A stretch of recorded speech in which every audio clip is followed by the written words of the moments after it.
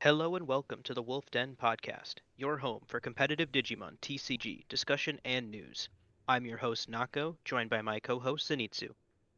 This week, we will be discussing the year 2022 in the Digimon TCG and our experiences with the card game this year. Listen to us on your favorite podcasting networks, available now on Spotify, Apple Music, Amazon. Link in the description below, or find us at Wolf Den Digimon TCG. On top of that, we also go live over on twitch.tv/Zenitsu, and this also gets uploaded as a YouTube video under the YouTube channel of Zenitsu. For our viewer question of the week, this week's question is: what was your favorite set for the year 2022? So leading the charge on this one, I think my favorite set probably is BT8. Even though like BT8 power wise wasn't the most exciting set, I think it was definitely one of the most flavorful main sets that we had. Um, just the introduction of Mastimon and Imperial and the DNA mechanic done properly this time was definitely a huge win. On top of a lot of people really like O2, which is season 2 of Digimon, featuring new cast of characters compared to the original season. We saw a lot of that flavor mixed into the set as well. And I thought it was just an absolute home run of a set in terms of everything that I want, outside of the fact that the secret rares weren't like super spicy. Yeah, I'd have to agree. BT8 was probably my favorite set of the year, especially because it introduced a lot of mechanics that we've seen expanded upon, not necessarily in the way of like keywords like Jogress, but in the idea of true two-color Digimon, what it means to have two-color Digimon, not just, old Mastamon or old Imperial Dramon, and they were one color Digimon that could Digivolve off of multicolor Digimon or multicolors of Digimon, but now we have True Blue, two colors split down the middle, and what that means for the card game and establishing archetypes that support those two color pairings. Um, I mean, I don't imagine it's as impactful, but I know one of the most fondly remembered Magic sets was Ravnica because their two color pairings were so iconic and it really brought a lot and what it kind of redefined what it means to be a deck when you can include more than one color. I definitely would agree with that sentiment. I almost forgot that two colors came out in that set. Um, Hmm. as I mentioned, DNA. But regardless, it was just I just felt like it was a very good turning point for the game, especially coming off of the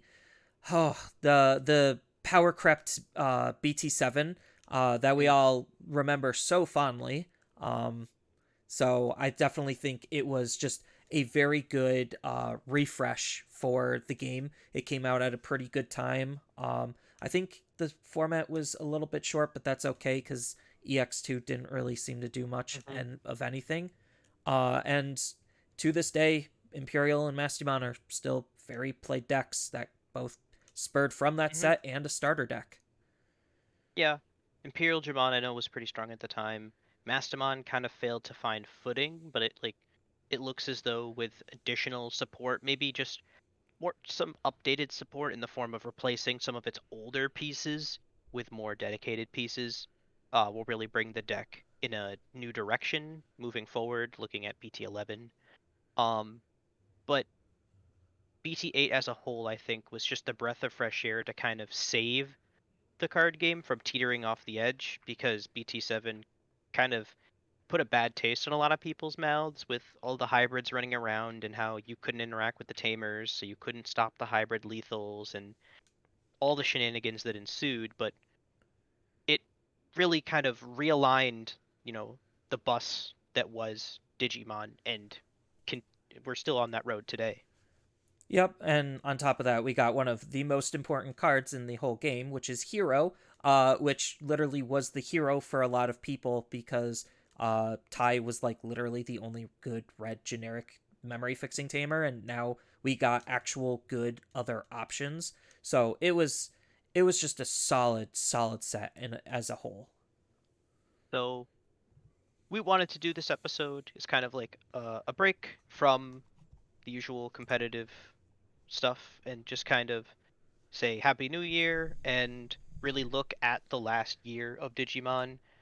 Very few card games get to say that they have a year in review that isn't done just acknowledging that the card game no longer exists. So the fact that we get to do a 2022 year in review is pretty cool, and hopefully we'll be here next year for the 2023 year in review. Yep.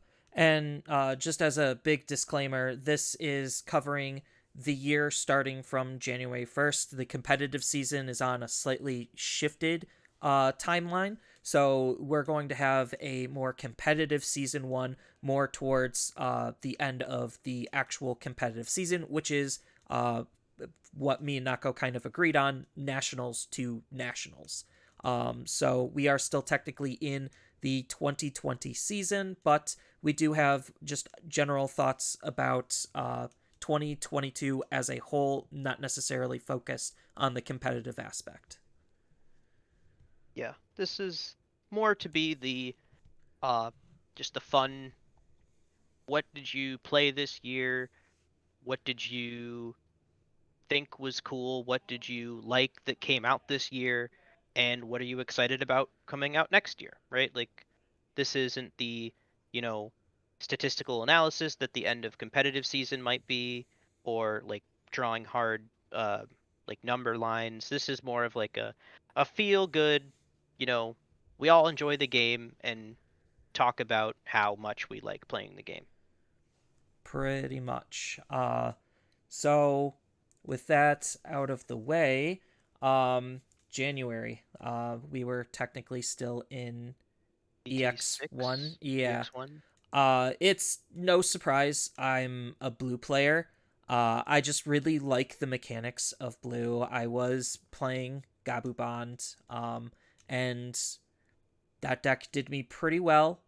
Um, not as well as Rookie Rush, but that was the year prior. Um, and I definitely think like we kind of saw a big direction on where the game was going with what EX1 kind of brought to the table and the decks that were being played and represented. Um, and I kind of just stayed a blue player basically throughout the whole year. Going into BT7, I was unfortunately that guy who played blue hybrids. And then going into BT8, I played Imperial. That was a pretty easy shift. I like the multi-attacking shenanigans more than just the sit and wait kind of a game.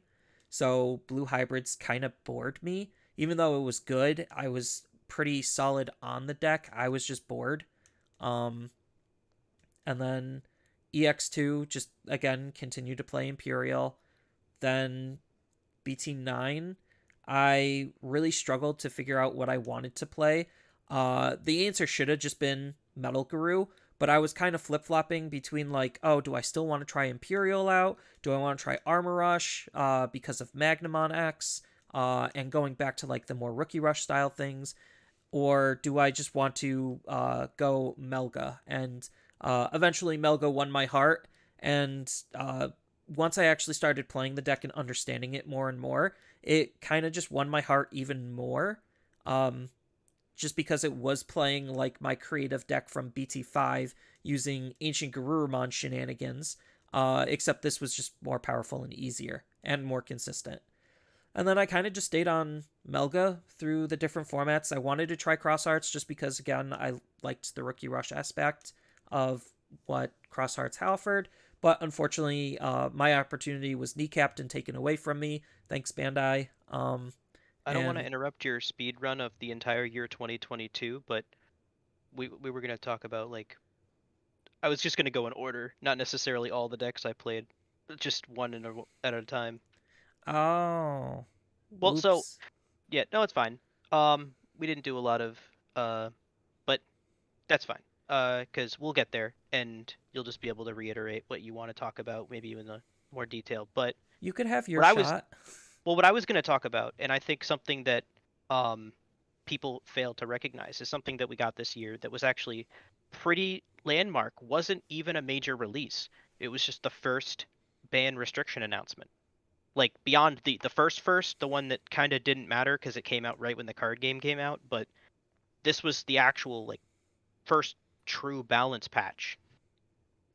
Oh, yeah, with HPD. MDF, Or yeah, HP or not, yeah, Mega Digimon Fusion, sorry. MDF, Ice Wall, um, and remember Reinforcing it even announced like the future ones. stages, you know, and that came out like January 7th, January 8th. It was like really early in the year, but I it don't got remember the announced. exact date, but It yeah. got announced before Nats, and the in just how that changed the like, cause I mean. I remember at the time there was a YouTuber who basically announced they're leaving competitive Digimon and these are all the problems with it. And then like 2 weeks later, the cards that they were complaining about got banned and they had to like I don't even remember what they ended up doing. Either if they walked back and they just hey I'm back to the card game, or if they just kept playing Yu-Gi-Oh, which I think they were gonna swap to. But that's Oh a big boy, L that's a if they mistake. did. Yeah, but so yeah, I think that was like the first highlight is that something that major happened that early on in the year, technically last competitive season still, and but that has shaped and now defined what we understand as that Bandai can and will affect cards if they feel like they're overpowered. And beyond that one time, because before it only happened once, so we weren't sure if it was ever going to happen again, even though everyone kind of talked about it and there were things people wanted to get restricted or whatever. And it was the first time Bandai actually kind of stepped up and said, okay, this is going to become a kind of regular thing. And then we weren't sure if it was going to be a yearly thing, and now we kind of feel like maybe it's a like every 6 months, every half a year kind of thing, based on the one we had later in the like the end of summer. I mean, the surprise announcement with the influence of hitting cross hearts definitely kind of shook things up a little bit more than I anticipated. It was just like, okay, we were waiting for the second half because they said they were going to do like the second half, and Hmm. then we didn't know when or where it was.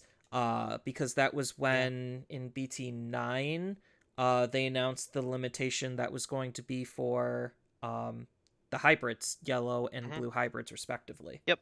And those that change they by their wording they made because of the American meta specifically, the North American meta, and how. Yellow hybrids, I think, wasn't. I don't, like the way they worded it. I don't believe it was purely the American meta.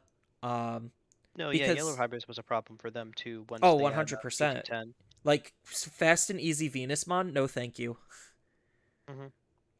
Yeah, Venus control, huge problem. But um, yeah, I don't think Blue Hybrids was ever enough of a problem for them to warrant Tommy getting hit. Um, It I was think really it kind was of like a mid deck at best. I think it was more just the design space. And it's the Maybe, yeah.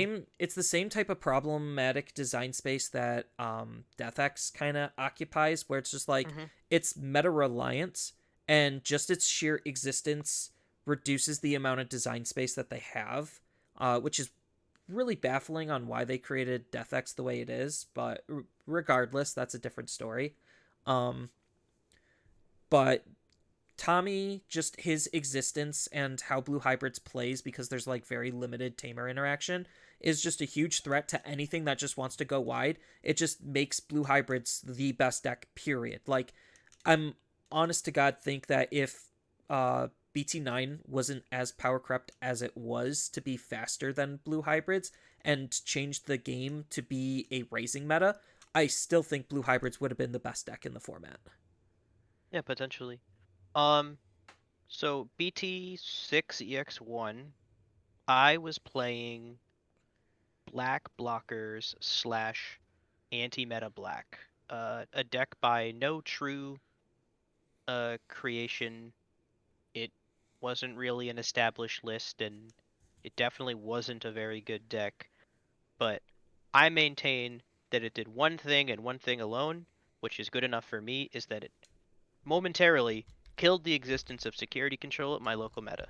Because the only deck it beat was security control. I don't care if I lost to everybody else. I beat them, and that's all that mattered. is it because it became an auto lose round one prior to the existence of more like control heavy yellow cards and before chaos degradation and the like.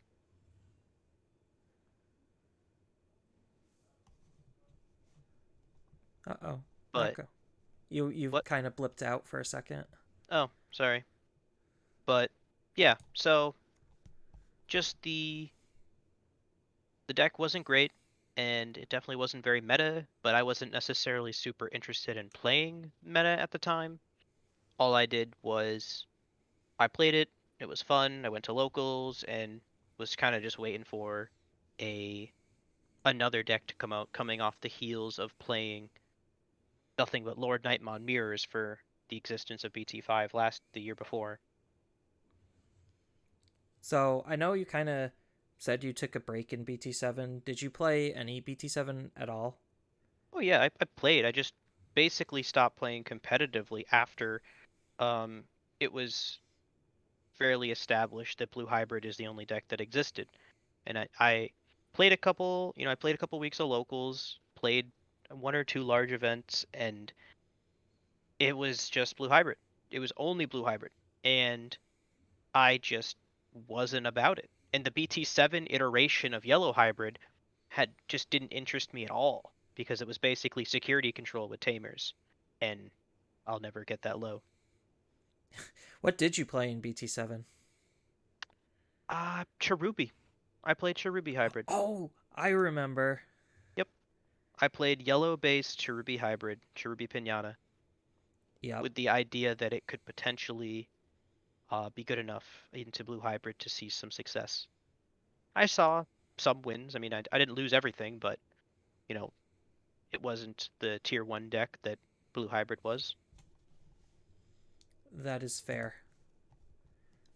Yep. And then you swapped over to Mastimon, or did you just stick with yellow or Cherubi or yellow hybrids in BT8? I'm trying to remember your timeline. Yeah, so, um, well, just trying to, like, keep it within the scope of what happened at that point. I it had basically been BT8 that had kept me playing through BT6, BT or EX1, BT7, just the idea of getting to BT8 and BT8 being the set that I kind of wanted it to be, and thankfully it kind of lived up to what I thought it would be. But just the entire idea of having two color Digimon was super interesting to me, and the different control elements implemented. Shivamon was a very cool card. Unfortunately, didn't really pan out too well as far as success. Green was still like pretty bad. It just had been too bad for too long to do any well. Black War Greymon was super cool. I played a lot in BT8. I played a lot of different decks just because um there were so many things that interested me and so many decks that I thought were cool and that deserved to see play. I get you. I mean, I play literally everything under the sun for YouTube, but Hmm. I do competitively stick with usually one deck because spreading my resources too thin generally does not help me as a player. Hmm. I get good understanding of everything, but I get it.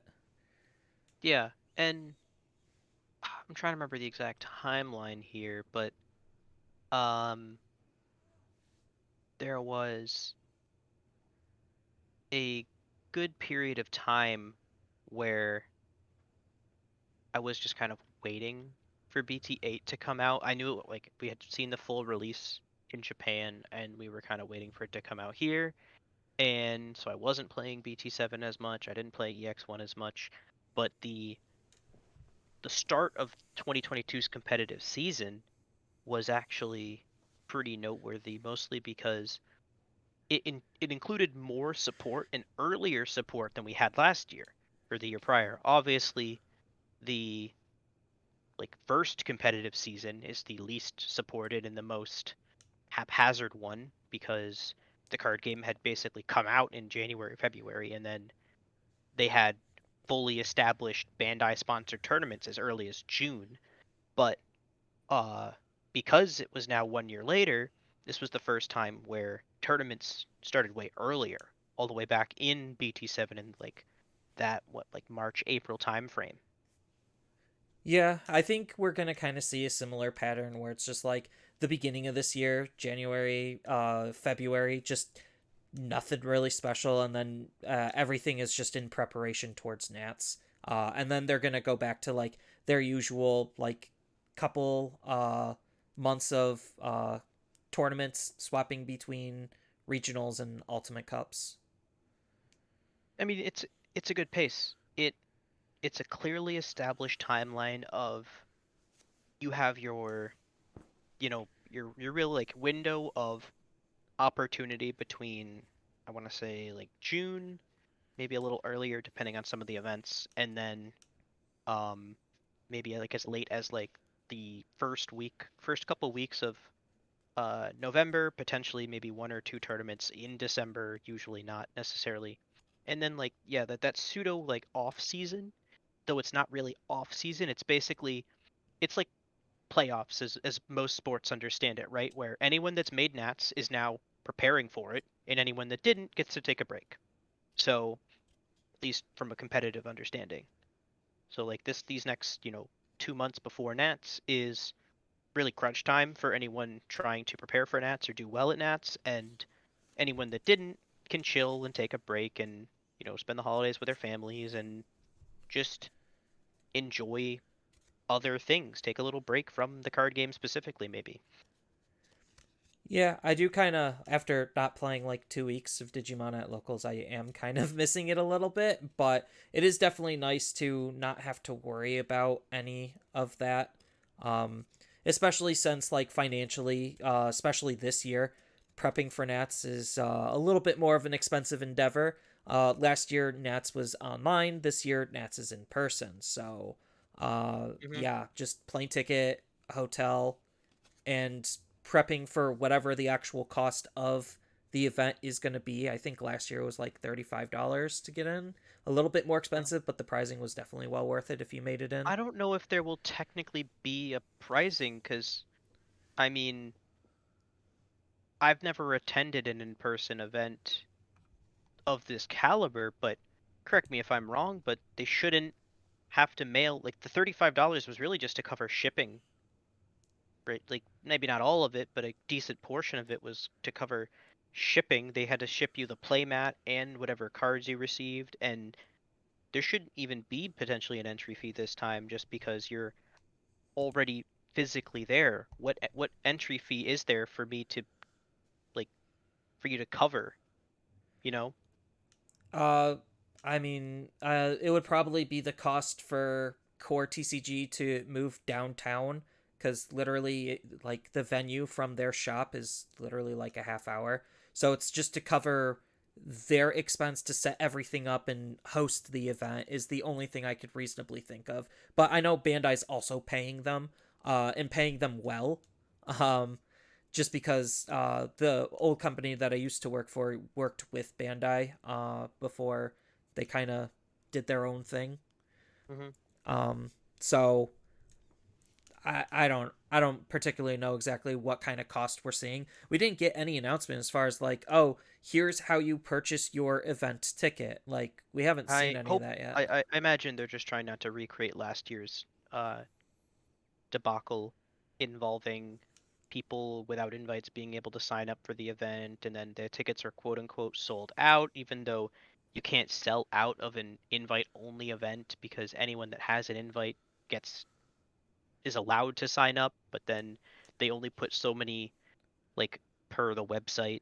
It that was its own thing, but just the idea that um they obviously kind of need the head count as far as okay who's actually going to show up, and maybe there is some fee on top of it just to help cover, but from my understanding of esports and competitive scenes amongst card games and stuff like that, I mean it's all just advertising at the end of the day for them to say, hey look, we have this massive hall rented out for people to participate in the national finals, and they played all year to qualify for this event. And it's a large marketing thing, a huge advertising thing for them. And so usually they're kind of fronting the cost of the actually renting out the venue, actually paying core TCG to be there. Core TCG are paying their staff to be there to judge the event and all the side events they're going to be going on for people that potentially don't do so hot and then,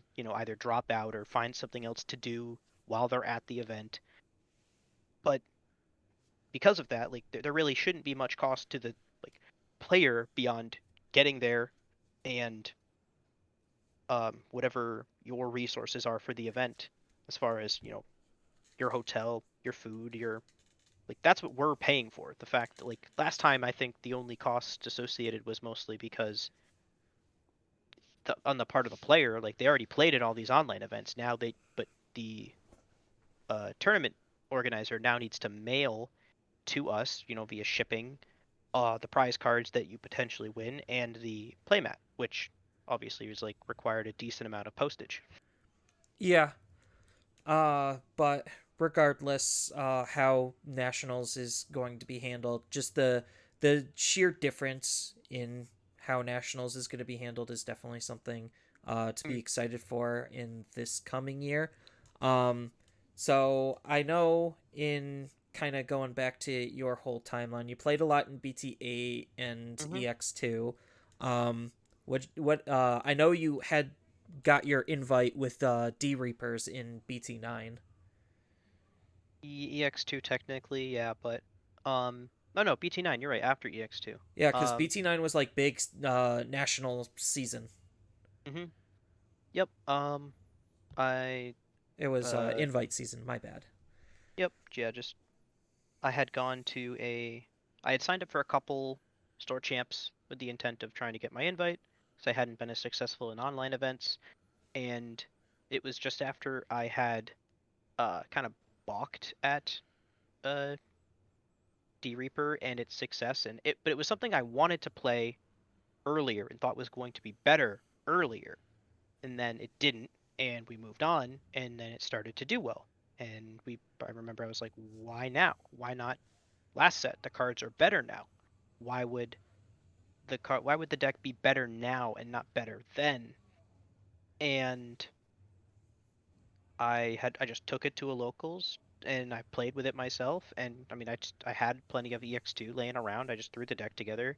I like the concept of D Reaper. I like the idea of, I mean, not that it plays the same, but the like pseudo conceptualization of it being uh the colorless deck, the Eldrazi kind of mindset without being mechanically similar to Eldrazi at all from Magic the Gathering, but um, the idea that they weren't even Digimon, the fact that they broke a lot of the rules as far as they are immune to level based deletion because they don't have levels, the fact that they became just exceedingly powerful on on your turn because they got the additional 1k DP per source underneath the mother, and then became just normal like rookie DP level Digimon on your opponent's turn. They could just swing over with whatever. But the idea of like having this alternate win condition also in the form of Reaper was pretty interesting, and I just happened to see success with it, and I won a couple tough matches. Um, and in the environment that my locals has been, with some of the more competitive players being here, just in a weird microcosm of competitive card games where, I mean, it's something that my friend and I still joke about is that like the guy that owns one of the local card stores is still has his own Wikipedia page for being like I think the 3 or 4 year in a row Yu-Gi-Oh World Champion, like in some random town in Connecticut. Uh, I don't think one of my Yu-Gi-Oh championship guys has his ego that big. Doesn't have a Wikipedia page, doesn't have a deck named after him. I mean, I don't know if he does. Like, does Jeff Jones actually have a deck named after him? I don't play Yu-Gi-Oh, I wouldn't know. Neither do I. I just know Right. him just because I used to work with him, and like I know for a fact he's a big Yu-Gi-Oh guy. Uh, Yeah, this is like a while ago too, like because he was in high school when I started playing. which was like 2013, 2012, and he just won the Yu-Gi-Oh! Nationals or Yu-Gi-Oh! World Championship that year, like the English version. I don't know if there was ever any crossover with the Japanese version, but um, just huge into Yu-Gi-Oh! And him and a couple of his friends were they just kind of raised the power level of Yu-Gi-Oh! And it kind of bled over into other card games that were played locally. And so my locals has always been very competitive for Digimon, and I have only won locals a handful of times. One of them just happened to be a store championship and gave me the invite. Yeah, and then what I'm trying to remember what exactly you played in BT10 slash EX3. I know you wanted to play Examon. Um, didn't you take like another break during BT10? I mean, it was 3 weeks long. I don't really know how much it would be considered a break, but yeah, I'm here less to talk about the decks I played personally, just more about like the game in general. Just kind of the feel of it, right? Like, so the competitive season started in like the March April time frame. The starter decks came out, and that was kind of huge because um We had that one event where starter decks weren't legal. well Not yeah. to scoff at Canada or anything having distribution issues. My heart goes out to um, anyone who's impacted by distribution issues because it's always not fun. Um, but yeah, that was like the big debacle in BT8 was like, oh, um, it it had some starter deck distribution issues. Yeah. I mean, how do you feel about that? How do you feel about the fact that we have starter decks become tier 1 decks, meta defining decks upon release? I actually kind of like it, to be honest. It Because that was a lowers, change, right? Like that was a yeah, 2022 thing. The you needed to get starter decks the year before just because they contained cards that were staples of those colors that you needed to play those colors in those decks. But this was the first time we saw whole engines being built in starter decks and then expanded upon in sets, as opposed to the other way around, or just not at all. yeah, because in EX one slash BT6 era the year before, we had the Gallantmon starter deck kind of start or attempt to start that trend, but Hmm. it lacked the support at the time needed for it to actually do anything. Hmm. And compared to Imperial, where it's just like, here's the starter deck, and in the set that's just releasing along with it, here's literally all of the support that you need, or the vast majority of support, because they were using some EX1 cards and some of the older tech, but the majority of the cards came from the new stuff, and that felt pretty good. Not only just from my perspective, but I saw at my locals, just people were just like, oh, how do I just pick this up and then just get a couple of extra stuff and I'm good to go? And I was just like, yep, that is it. And they were Hmm. like, wow, that's so much different than Yu-Gi-Oh didn't start at that time, but Dragon Ball was the other big card game at that time. For my locals, they were like, wow, that's a huge difference compared to Dragon Ball, and Dragon Ball is really archetype heavy. Um, Dragon Ball kind of actually is more like Yu-Gi-Oh, but they're both archetype heavy games. So people were still pretty happy about just the ease of access due to that, and I think that really helped the game's growth. I really didn't like what they did with the Jesmon and Ragnar Lordmon starter decks. Hmm. Having two separate product lines for basically the same product, that felt kind of silly to me.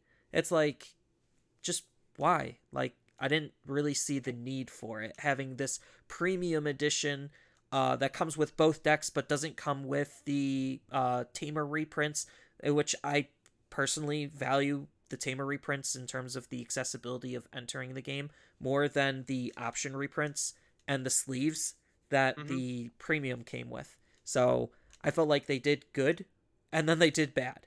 So I was like, Yeah. whatever. Yeah, it was just it was a definite change to have these starter decks come out and uh hey, I want to play tier 1 deck. Pick up 2 copies of the starter deck. And oh, by the way, like not that that was anything new because that had always been the same, but you needed 2 copies of it because the best card the most sought after card, the most expensive card if you tried to buy it singles, is the one that there's only two of.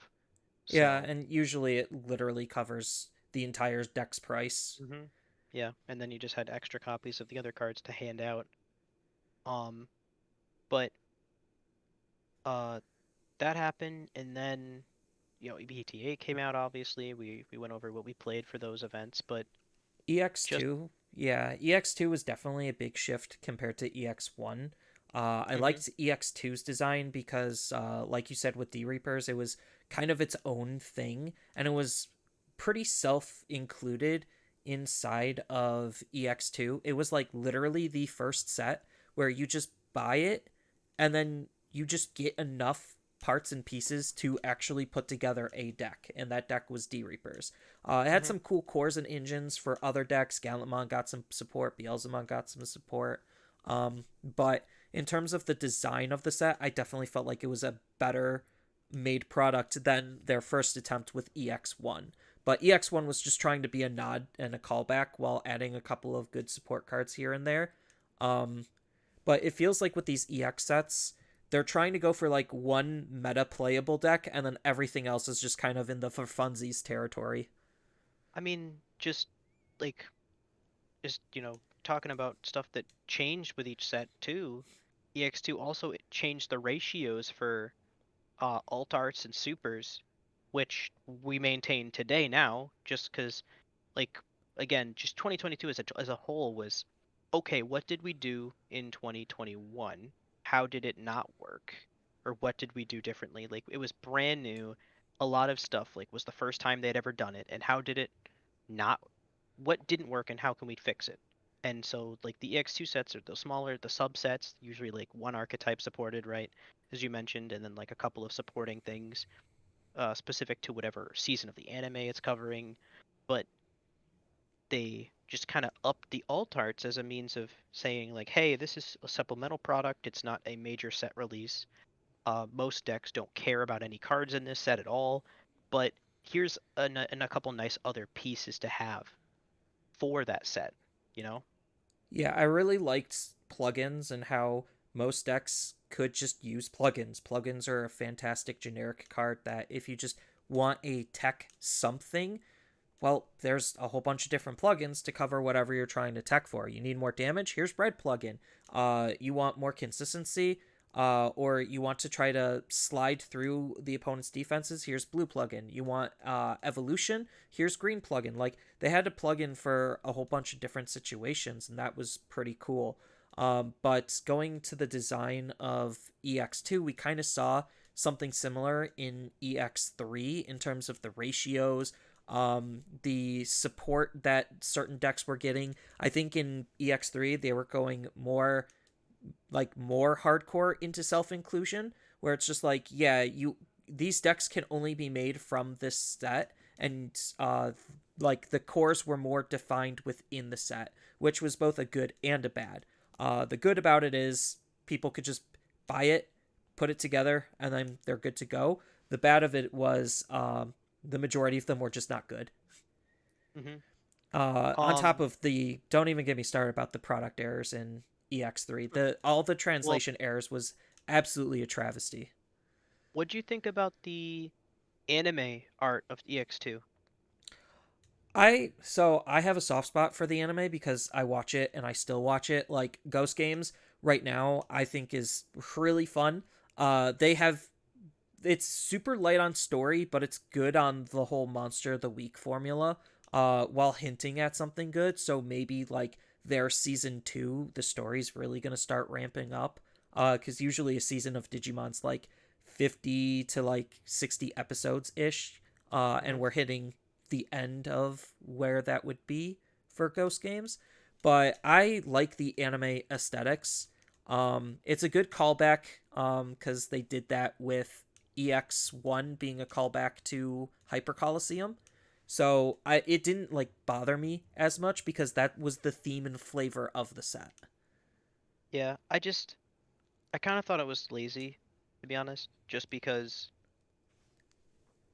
everything has an anime screenshot associated with it, some movie, some, and if it was the alt art were like action sequences and whatnot, but for like I mean the entire D Reaper line were literally just screenshots. They might as well be like NFTs of cards. But um it just felt like they could have just given unique art to them, right? They have artists, these are subsets, but don't give them subpar treatment because they're subsets.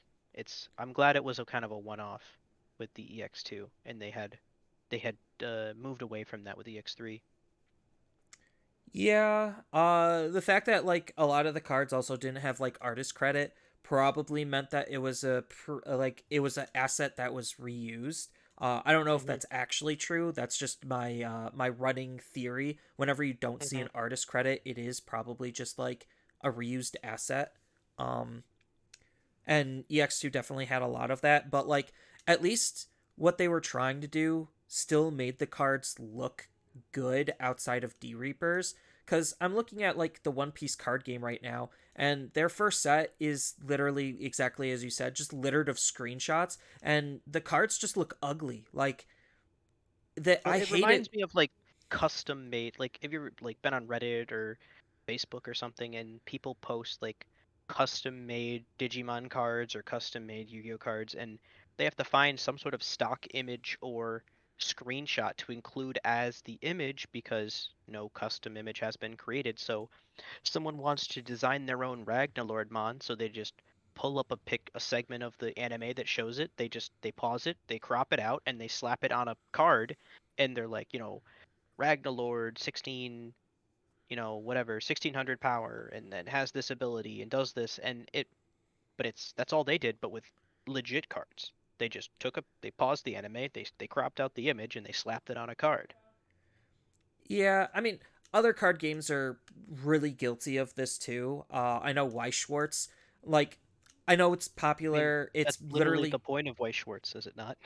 well, so the point of Weiss Schwartz is the same point as Union Arena, which is Bandai's like attempt to make a Weiss Schwartz, where it's just IPs, like different IPs clashing, and each set is a different IP. Some of it is due to the IP holders and what they allow. Um, but this is coming from like, oh, we're reaching out to you to use your IP, not we already own your IP and we could do whatever we want with it. Hmm. Because I know IP holders, they will put certain limitations and restrictions on it. Bandai's already faced this before with Chrono Clash. Um, Godzilla could not play in competitive events against Evangelion, as an example, as per Godzilla's request. Evangelion didn't care if you played with Naruto. Like it became a huge mess in terms of what they allowed. And then you look at games like Force of Will, even though it's pretty much a dead card game at this point.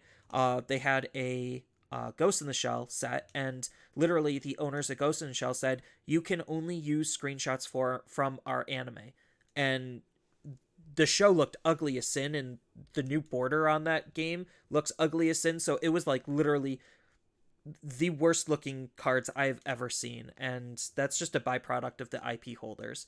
But yeah, like Digimon, Bandai owns them, so there wasn't really much of a reason. But at least they cleaned it up a little bit for the majority of the other cards and made it somewhat presentable. Yeah, I mean, I don't know. It felt pretty lazy. Like, don't make a set if you're not gonna put the effort in to me.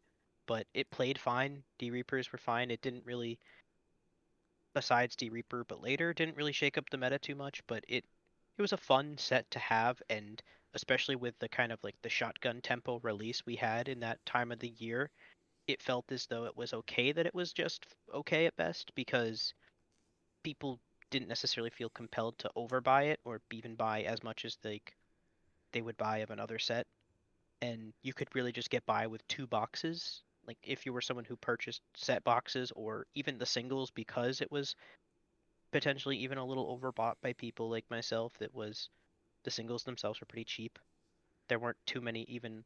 I think now we're starting to see some prices creep up on like the secrets, but that's about it. And even then, Bandai's not afraid to reprint secrets, as we see with Hmm. some of their new spoilers, which is basically just the cards we're going to be seeing in 2023. Um, but like Yeah, uh, I think that it's just a byproduct of the game, and I really wish like this goes into like Bandai controlling their release cycle. Um, they know they're going to be releasing 6 sets a year. They know it. There's zero reason why they need to do like here's BT8 and then here's EX2 like 1 month later. There's zero reason for that when they know they could just okay 2 month, 2 month, 2 month, 2 month. Like Hmm. we don't need this 1 month or 3 month gap. Like people Yeah. don't like that. So I think like because we already kind of covered the more recent stuff recently. The last like major point, honestly, even though it doesn't really feel like it is, but um was BT9. Like because everything else was is kind of the stuff we've talked about in the last couple weeks, and we're still in the EX3 meta.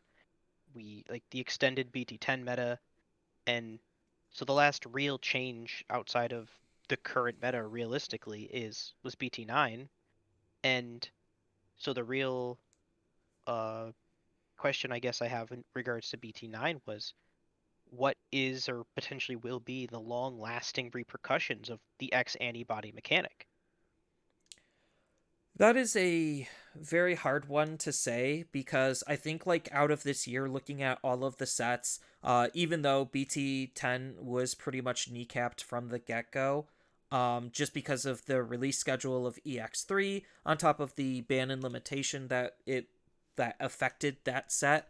I don't necessarily think that set was going to be the big power creep set we all thought it was. The two big power creep sets were easily BT7, um, and BT9. I think BT7, the damage was more temporary, even though it was harsher than BT9's. Considering there was actually zero ability at that time to be able to play around tamers and be able to play around these types of strategies. Whereas with BT9, at least there is plays that could be made against holding Digimon and raising, and there are like even though it seems like it was a big OTK format, most of the decks actually just didn't OTK. They have the potential and the ability to. Most of them actually didn't. But in terms of just the sheer amount of speed and consistency X antibodies brings, and the continued use of them, and as we see with EX or not EX, BT11. BT11 Hmm. and BT12, uh, I'm not entirely sure. I want to say most of them kind of just don't need some of these old X antibody tools. Like looking at the Beelzemon deck, not getting like too deep into it, but just I took a quick glance to see what Beelzemon was doing, and they're not even playing anything outside of the X antibody option because they kind of have to. Cool Boy's not being used at all. Um, and it's more of just the option that's being used to round out X antibody. We see this with Black Wargreymon X as well. Like, I think they're playing into Cool Boy a little bit more just because they can and they do. Um, just because they're not actively trying to mill their deck, but regardless, uh, it just seems like these X antibody decks are stronger just because of the extra evolution for extra cycling, the when digivolve on attack usually, and just the extra power given to the effects just because the card is assuming and expecting you to have other cards with it, and it's not necessarily trying to stand on its own merits while also standing on its own merits. I think just like the retrospective of what X antibodies have been and where they're going, they just need to have some sort of downside for being used as the base level that they are, as opposed to the half step that they're intended to be. If if like taking Black or Greymon, if you level into just Greymon X because you don't have a regular level 4 Greymon to digivolve into in raising, there should be in it maybe like just a one cost associated with it higher or something like that, just to really prevent the shenanigans where their worst hand is just their good hand minus additional effects, as opposed to other people who they don't draw level 4 at all. They just can't play their cards out at all. And I think that's kind of why, like, hybrids kind of did as well as it did also, just because the way decks were built around both of these different types of mechanics really showed the amount of like, I don't want to say anti-bricking, but just the ability to play out of bad hands faster than the opponent. It's just like, okay, I'm blue hybrids. I'm gonna play Davis. Davis helps me find my other cards, and I have a tamer on my field. Like that is just so much advantage for something like blue hybrids to gain, because then the more Davises you have means that you could easily and freely just digivolve on top of them to, get your stuff going. And you don't Hmm. care. And X antibody, like you said, they're not necessarily half steps like they should be. They're bases in themselves, where if you're just missing a step and missing the base form, you could still just digivolve if you're Hmm. if you're just in need of that level. Yeah, and we've seen certain decks that kind of do need to see their full line to see the level of success that the tiering traditionally warrants. Like Alpha Bond without you can't just go into your half step with an Alphamon because the X's are that much more expensive and their effects don't really do anything without the base value. And then but you do have decks like Melga X, and it's again like return of success and continued success because while not having that Garurumon for the Garuru X is a little annoying. It isn't super required, and as long as you have the level 5 and the 5X, you can still do things. Or even just the level threes. Like you just have Yeah, two level threes, you're still a good to single go. as long as you have a source of protection. Like it almost means like you should take the protection that the level 4X offers and make it explicitly like you can remove this card and a card that says Garurumon level 4 from its sources, making it even more of a defined window of protection than it currently stands. Yeah, I also think like part of the thing that's making both hybrids, or was making hybrids, and what's currently making X antibodies as successful is they just have the most instances of, I guess, like safe play or protective play, because like what was making Crosshearts so threatening, and just the prospect of it was basically just what Hybrids was doing. I'm playing my Tamers to play my Digimon do something, and then that triggers the Tamers. So, like, they were feeding off of each other, but when the Digimon dies, they go underneath the Tamer and then are reusable. So there was that form of protection there. Hybrids, you just slam Tamers down on the field, and then that's it. They just sit there and act as extra raising areas until you're ready to hybrid. Um, and with these X antibodies, they just have so much powerful protective abilities. Like you look at Garurumon, battle protection. You look at Greymon, deletion and tuck and bounce protection. Like Grandis doesn't really have any, which is Grandis's biggest weakness. But regardless, like there's still just a lot of very safe and protective play that they try to make, or even if it's not safe and protective play, just the sheer amount of damage that they can do when they're not safe is still just a lot higher than your average deck, and that is warping the game.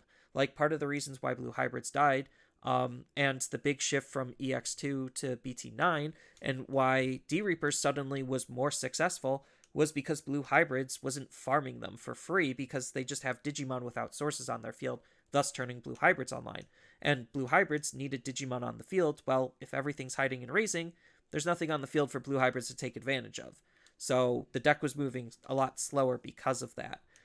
And even when the Digimon moved out and it was on the field, like usually that's the big push turn or combo turn to potentially deal as much damage and put you in a bad position as you possibly could be. Yeah. So ultimately, I think this year was better than last year, especially given that 2021 was a really a building year. And while this was still definitely a building year, um, at least we have, I think, a clearer direction as far as what we would expect from 2023.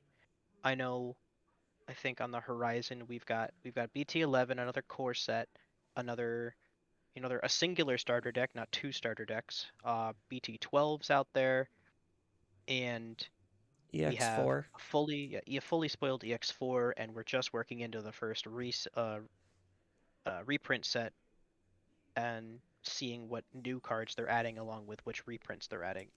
But Unf- in general, I do think there's a good direction for what we hope to expect from the next year, and I'm really looking forward to what new mechanics they could introduce or how they could reincorporate old mechanics because I still like when they expand upon a mechanic as opposed to just adding a new mechanic, doing it for one set and then shelving it. like Beelzemon. Yeah. Um, but I also think, like, echoing that sentiment, decks are lasting longer. Like, it's crazy to think that Imperial, that came out at the beginning of the year, or I guess technically more middle of the year, is still playable even in this format. Is it the best Hmm. deck compared to when it first came out? No. But it's the fact that it's still a playable deck and it still has the ability to do well is just absolutely fantastic just because people don't want to just replace their decks. And during that first building year, they kind of had to do that because, they had stuff that needed to be established. And now we have a lot of stuff that's already established. So now we're just iterating and updating. Hmm. So, I know we kind of jumped all over the place, but this was really just to showcase our thoughts and experiences with 2022, and we'll have a more cohesive, competitive review once Nats is over and we have the full seasons of data to work through. Yeah, I think just looking back at 2022, it was definitely a better year than people might have thought. Uh, as I made a whole little retrospective on my own personal thoughts. So, like, if you want more of my thoughts, feel free to check that out. But kind of just bringing it in to hear a little bit in summary, like, the game's growing. It's in a pretty good spot. Competitively, it's fun. Uh, Definitely, there's a lot more diversity than people might think or have expected. And then outside of literally the travesty of EX3's like big translation errors, I thought like all of the products were pretty solid. BT7 and BT9 were the big power creep sets. And yeah, BT10 probably shouldn't have been like strangled as much as it should have been. Um, so that's kind of all of like what I was saying from that video, just brought into here summarized. Yeah, I think that's a good way to put it. Um, that's all the time we have for today. I hope you enjoyed this episode, and I hope you look forward to the next one. And with that, we'll see you later.